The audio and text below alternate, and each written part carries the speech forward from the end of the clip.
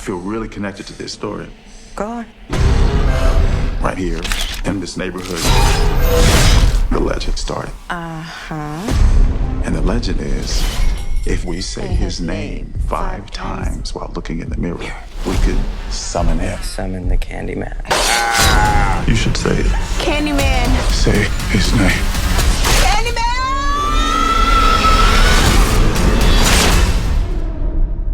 Hi, Nia. Thanks for joining us here on Latin Horror. Thank you so much. I'm really excited to be here. And I just want to get right to it because time is short. What drew you to the new material to revisit Candyman, which is a cult classic?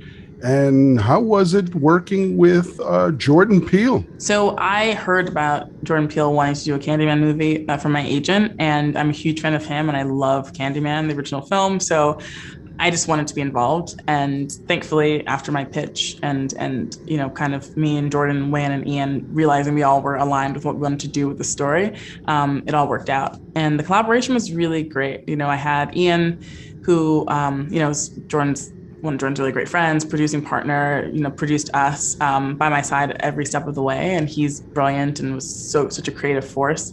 And then Jordan's just wonderful and was a real resource to me, but also he just, I learned so much from him just watching him, and he's brilliant. So he really helped make the movie better every step of the way. There's so many layers of commentary and subgenre influences. What is the key through line in your mind for your version of Candyman? I think we just wanted to be as specific as possible. So for me, the film is really about how storytelling is used around these horrific events to either help process or to campaign or to create a martyr out of people who end up leaving us too soon through these terrible acts of racial violence. And so that sounds specific, but it also has so many facets to it. How does storytelling operate in our culture, and how does storytelling operate to the point of getting us somewhere like a character like Candyman? And then, of course, he's real and he does kill people. So there's also that element of it that you have to balance with like the real world themes that we're talking about. And for me, it was just, I really care a lot about those things, and I care about portraying them in the right way, at least for me. And I'm also a huge fan of the original Candyman. So for me, it was really just about coming to it from a fan point of view, and also as someone who really cared, and also was a part of the community that these themes deeply affect. They beat him, tortured him, killed him right there on the spot.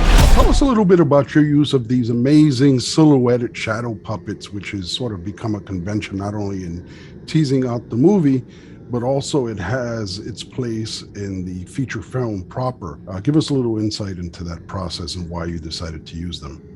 Yeah.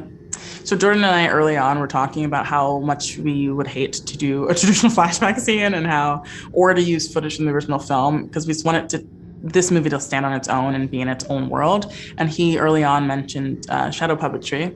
And then in Chicago, we developed the look with Manual Cinema, this amazing theater production company in Chicago. And from there, it just sort of became really less about flashbacks and more about how we depict people telling these stories, how do we depict these legends, and also how we depict these moments of violence throughout history. This is where it all began. The story of Candyman. I always felt that Cabrini Green was a principal character in the original, but of course the last complex was demolished in 2011.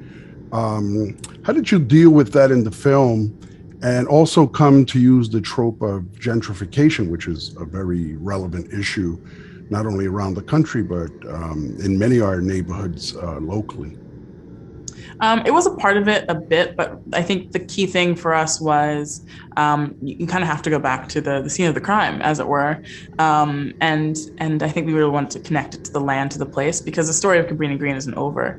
Because now it is a story about a community that's been kind of disappeared from that location, and we wanted to talk about what was left behind. So gentrification just ended up having to be a part of the story in a bigger way.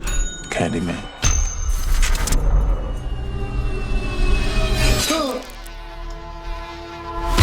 You have a very intriguing process of using mirrors within mirrors and frames. Tell us a little bit about that process in a visual sense. my God. Okay. So mirrors are so hard, especially when there's someone, not just out the mirror, in the mirror. How do we shoot this? What are the plates to shoot? It's very hard from a technical point of view.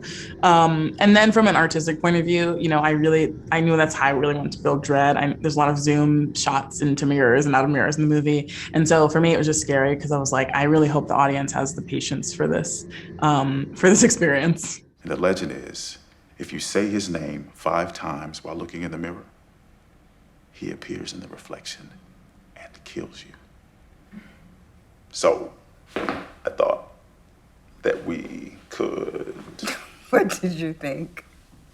Summon him. Hell no. How do you feel about revisiting Candyman, the classic, and bringing that forward into the present? What was that like for you? Definitely revisited the original when prepping because I love it as well. And I did it while I watched it with friends. That's how I would rewatch it most of the time because I was really interested to see how people would react to it now. Because I think it's very different from what we remember. It's a very strange, idiosyncratic film, and it's really special in that regard. In terms of pressure, like I didn't at first. I was just like, okay, cool. I'm gonna make a movie with Jordan Peele. This is so fun. I love Candyman. And then of course it's like, oh, studio, like the sort of canon of Jordan Peele, like that whole thing, like people on the internet really care about this character. And I was like, oh, I forgot about all that stuff. But you kind of have to kind of push it out and just do what you can from your point of view. And for me as a fan, I think I just did what I would do as a fan of the story. Black people don't need to be summoning. I dare you. Don't say that. Say his name. Candyman. Tell us a little bit about what Candyman represents to you. Would you consider him a monster, a villain, for instance? I think Candyman is definitely a monster for sure. And I think, but I think in ways he can also be an anti-hero. I think he's multifaceted. For me, he represents how we change people from people into idols or martyrs or icons or representations of a thing as opposed to living, breathing human beings. He's definitely a monster. It's a horror movie. He's definitely a villain of a sort, but we wanted to deconstruct who decided he was a monster, who gave him that name, and how did he get there in the first place. Candyman ain't a he. Candyman's the whole damn hive. And you have this very dynamic ensemble cast. Tell us a little bit about the casting process and also the chemistry between our 2 principal leads, which is, I think, dynamic, very dynamic. Oh, for sure. So when I pitched on the movie, I went in and like in my deck was like, Tiana Parrish should play Brianna. Like I was just like, that's that. And then in the meeting, they were like, oh, we love her. We like really want to work with her. So it was great to have that like support already about that, and I was like, okay, cool, we have the same taste. And then Yaya and Jordan had worked together already, and so that's kind of how he came into my radar, even though I had sort of known him and really thought he was super talented. Coleman Domingo, we all love. Nathan Stewart Jarrett, I also knew. I was like literally reading the script and like kind of seeing the new drafts come in, I was like, okay, I know who everyone is, and thankfully they all said yes. The production design on Candyman is really impeccable. Give us a little bit of insight into the process and also in how you used a lot of the set pieces, mirrors, etc., and locations. Oh, for sure. So Kara Brower, who is brilliant. She's the production designer on that film and also on the film I'm doing now, The Marvels. And she and I had such an amazing time collaborating on it because she's really smart and we have similar tastes, and she can really elevate something. And she took all my references and she brought her own things to the table. And for us, we really knew we wanted to work in reflections. We wanted to work with darkness and light and what you see and what you don't. We wanted to exploit like sort of real locations. So we shoot in places that really existed. We don't shoot on stages too much. And even when we did build, like for example, we built a gallery.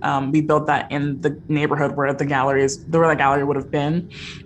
We went to what I call the honeycomb buildings in Chicago to shoot there because we're like, those are amazing. We just did a lot to really make it feel as real as possible. So like if you were from Chicago, you're like, yep, that makes sense. Yes, that makes sense. There's a restaurant we shoot in where our art friends in Chicago were like, oh yeah, that's where everyone goes, like for, whatever, And so it was about like the themes and the visuals, but also about making something that felt authentic and real. In terms of rebooting the classic and the sequels that followed, what remained in your current Candyman? A huge fan of the original film. Hadn't watched the sequels until I was much older, and I didn't watch them that much, if I'm being perfectly honest. But what I wanted to keep was, I guess, the romantic nature of Candyman. I think there's something really interesting about that they did in the first film. I really loved the way he was like this darkly romantic, like gothic sort of anti-hero character. And so I really wanted to keep those layers to him. But then also it was just important to expand on what he like, who he was, what that meant. I brought him back. Candyman isn't real. It may seem obvious to most, but have you been a long-term fan of the genre? Oh yeah, I love horror films. Longtime fan, and I was so excited that I got to make one. It seems that on many horror films, there are a set of creepy things that happen that no one can explain. Did similar things like that happen on Candyman while you were filming? For sure, yeah. When I was in LA with my line producer in like the like pre-production house, we heard this like sound and we looked outside and all the windows were open and we just saw this like huge swarm of bees. Like kind of felt like it appeared out of nowhere, huge. And I'd never seen a swarm of bees that big before. And we're like rushing around, closing all the windows and like freaking out. And then we kind of just looked at each other and we were like, that is fucking creepy. And then after that, we just kept finding like dead bees all around the house. It was very strange. So that was definitely, yeah. If you're out here looking for Candyman, you ask me, stay away.